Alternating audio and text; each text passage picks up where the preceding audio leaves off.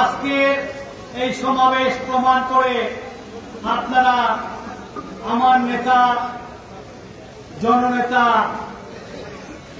জনাব নানক সাহেবকে কতটুকু ভালোবাসেন এবং আপনাদের বর্তমান এমপি রঞ্জিত সরকারকে কতটুকু ভালোবাসেন তার ভালোবাসার ফলশ্রুতিতে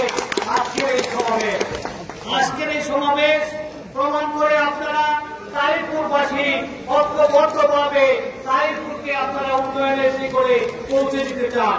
আপনাদের এমপি আপনাদের কাছে বিভিন্ন দাবি উত্থাপন করেছেন। এই দাবি যদি আমার নেতার মাধ্যমে আপনারা পূরণ করতে পারেন তাহলে তারিফপুর যে সমস্যা আছে সেই সমাধান ইতিমধ্যেই সমাধান হয়ে যাবে। আজকে মঞ্চে উপবিষ্ট আছেন আমিনুল ইসলাম আমিন, যিনি সমগ্র বাংলাদেশ আওয়ামী লীগের ত্রাণ ও সমাজ কল্যাণ সম্পাদক, যিনি বাংলাদেশের প্রতিটি দুর্যোগপূর্ণ এলাকায় ছুটে বেড়াচ্ছেন এবং মানুষের পাশে দাঁড়াচ্ছেন। ওনাকে আমি তারিফপুর আওয়ামী লীগ এবং সুনামগঞ্জ আওয়ামী লীগের পক্ষ থেকে আন্তরিক শুভেচ্ছা এবং অভিনন্দন জানাচ্ছি। মঞ্চে উপবিষ্ট আছেন আমাদের কেন্দ্রীয় নেতা এবং আমাদের নেতা, যার হাত ধরে আমি রাজনীতিতে এসেছি, নানক ভাইও যাকে গুরুর মতো শ্রদ্ধা করেন, সেই আব্দুল সামাদ আজাদের কৃতি সন্তান জনাব আজিজুল সামাদ দল।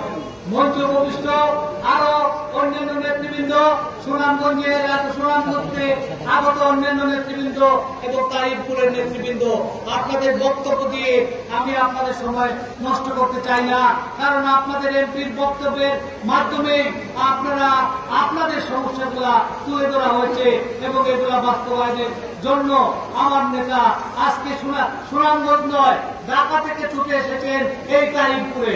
কারণ আপনি জানেন আমার নেতা তৃণমূল পর্যায়ে আওয়ামী লীগ করে উঠে এসেছেন আজকের এই পর্যায়ে।